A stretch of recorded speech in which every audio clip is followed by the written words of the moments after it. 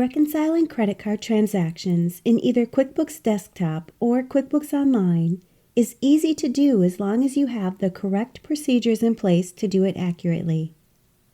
Over the years, I've seen many different ways that businesses have recorded their transactions and how quickly their financial reports can reflect inaccurate data. When I walk clients through the correct way to record these credit card transactions, they're often amazed at how simple and accurate it can be. In today's podcast episode, I'm walking you through one of the best processes for recording your credit card transactions. It makes reconciling these accounts simple and accurate so that you can ensure that you have all of your transactions accounted for.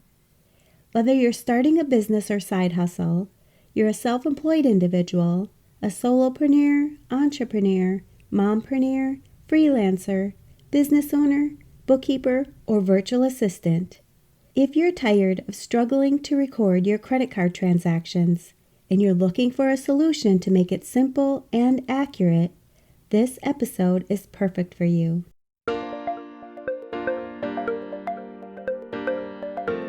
You're listening to the Mastering Your Small Business Finances podcast, where we get straight to the point on topics that ultimately affect your bottom line. That's right, as an entrepreneur with a small business, money management, growth, marketing, they all affect your bottom line. I'm your host, Chris Ponick. I'm a certified public accountant, and I've been helping small business owners like you navigate and easily understand these complicated topics for over 25 years. I'm a wife, a mom, a grandmother, and a small business owner myself, so I know your time is valuable. In my free time, I make the best sugar cookies and have mastered an amazing chocolate chip cookie recipe. And that's not just my opinion. You're in the right place. I promise your time will be well spent here. Each week, you'll gain confidence and clarity while making a successful impact on your business and grow your bottom line. Get comfy, grab a cookie, and let's get straight to the point with this week's episode.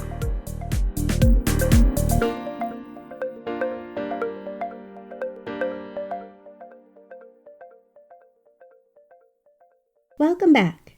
Recording and reconciling your credit card accounts is the best way to ensure that you're reflecting each of your credit card transactions accurately in your financial statements.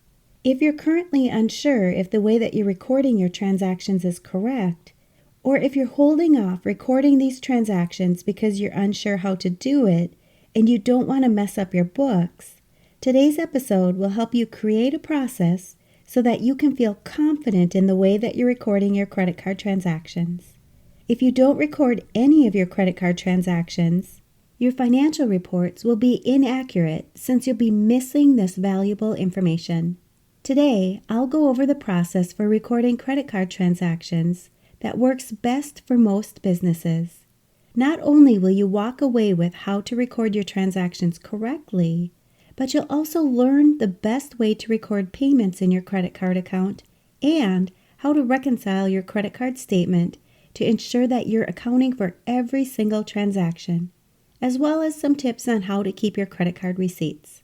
First, I'll start by mentioning how I often see credit card transactions being entered. I've seen many times where the only way credit card transactions get recorded is when there's a payment made to the credit card account. I will say that if you pay off your credit card balance in full, this option might work for you. But if you consistently have a balance due on your credit card account, which many businesses do, then this process starts to get difficult to track which expenses are being paid and how and when to record them. Let's take, for example, you have a credit card payment of $500 that you're making. All of the $500 was from purchases that you made on your current statement, and this will pay off your credit card balance. In this situation, you know exactly what's making up the $500 that you're paying by looking at the credit card statement.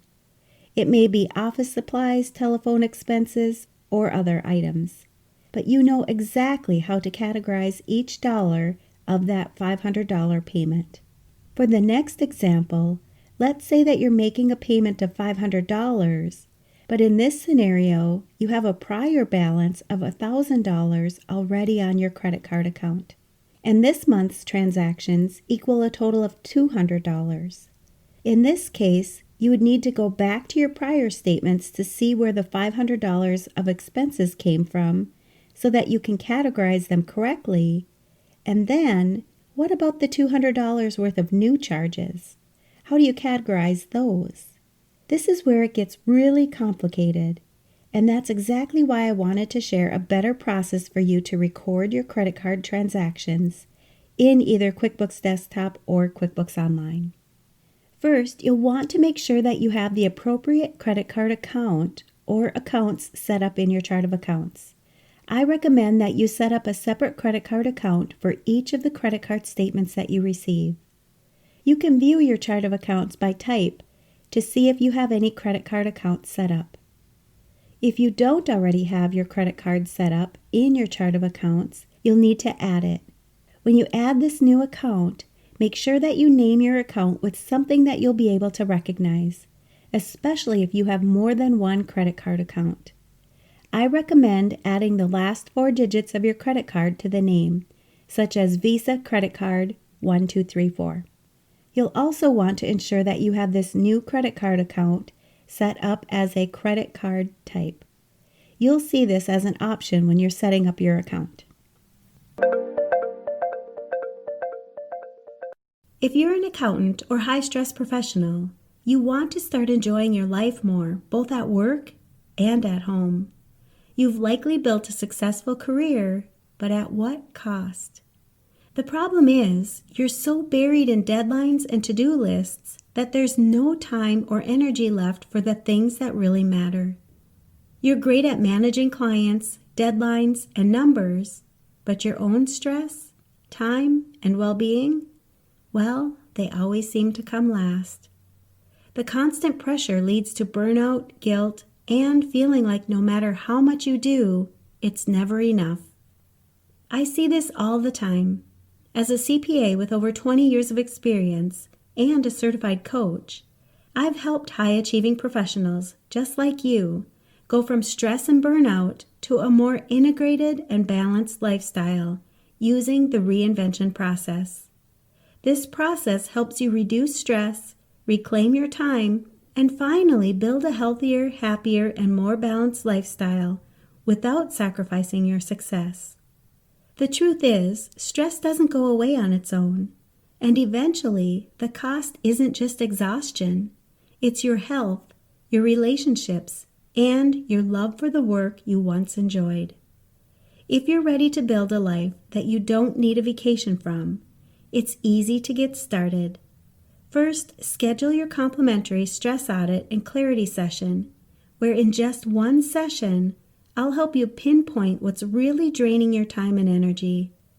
Create a personalized action plan to help you simplify your life, reclaim your time, and increase your productivity so that you start living with more energy, focus, and freedom. You don't have to keep doing this alone. I can help you customize a plan to stop the overwhelm and start enjoying your life again. Go to financialadventure.com, click on the Work With Me button, and book your free session today. Let this be the moment that you stop just surviving and start living with more control and finally enjoy a more integrated and balanced lifestyle again. In the meantime, check out all the other resources and solutions on my website that you can immediately apply to your life so that you can stop being stressed out and feeling like you're never doing enough, and instead breathe a sigh of relief at the end of the day knowing you've accomplished enough and can enjoy your life more. Now, there are a couple of options for recording your credit card transactions depending on if you're using the bank feeds in QuickBooks or not. But I recommend that you record each of your transactions separately. So, the next step would be to record each and every credit card transaction into your QuickBooks file. If you're using QuickBooks Desktop, you can do this by clicking on the Banking tab on your top menu bar and selecting Enter Credit Card Charges. If you're using QuickBooks Online, you'll click on the plus New button and select Expense. For each of these options, you'll select the credit card account that the transaction is coming from, and then you'll proceed to enter the payee, the date, and the amount. You can also upload a copy of your receipt if you'd like, and then save and close your entry. When you record transactions like this, you'll be increasing the amount that you owe on your credit card account. One of the main benefits of recording your credit card transactions this way is that you're always able to look back at each vendor to see your purchase history. If you're using bank feeds in QuickBooks and you have your transaction already entered, you'll be able to simply go to your bank feeds and match the incoming transactions to the transactions that you've entered in that credit card account. When you're recording a payment to your credit card account using this process, you will go to your checking account or whichever account you're making the payment from and enter your information to make the payment, making sure that you select your credit card account as the category or the account that you're recording it as. When you do this, it will reduce the balance that you have accumulated in QuickBooks, and your balance sheet will reflect the correct balance on your credit card account. There's no need to struggle to try to find out which expenses you're paying for in this specific payment, as you've already recorded each of the individual transactions, and now you're simply just reducing the balance you owe by making a payment and recording it as your credit card account for the category or account. When you receive your credit card statement, I highly recommend that you go through each transaction and make sure that you have a receipt for each and every transaction so that you have all the proof that you need if there is ever an audit or a situation that you're looking for a receipt for a return. You could match the receipts to the statement and keep those receipts with the statement if you'd like, or you can make sure that you've uploaded a copy of each receipt in your QuickBooks file. After you've matched all the receipts and you know you have all the credit card transactions entered into QuickBooks, it's time to reconcile your credit card statement. Just like when you reconcile your bank statement, you'll go to the Reconcile screen and you'll check off each of the credit card transactions that show up on your credit card statement, including any payments or credits that you may have encountered during that month's activity.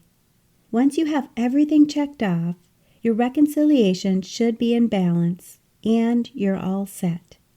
If you happen to find a transaction that hasn't been recorded yet, you can simply add that transaction at that time and continue to finish reconciling your credit card statement. Once you've reconciled your credit card statement, you know that you've accurately recorded all of your transactions and your payments, and your balance sheet and your income statement should reflect these accurate amounts.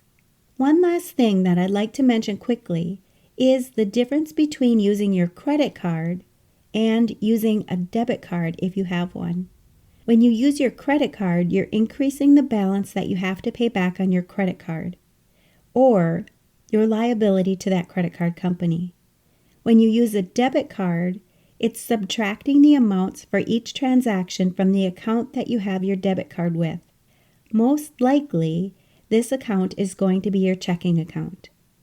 Recording these transactions will be done differently than recording your credit card transactions, so be sure that you understand the difference and how they're reflected in your financial statements. When you implement this process for recording and reconciling your credit card transactions, you'll find it takes less time and you can be confident that your financial statements reflect accurate credit card information. Creating processes like this helps you build confidence and it saves you time. And you know I'm going to ask, what's at least one thing that you'll take away from this episode that will help your business succeed and grow your bottom line? If you need some accountability, join our private Facebook community and post your action item. We'd love to support you.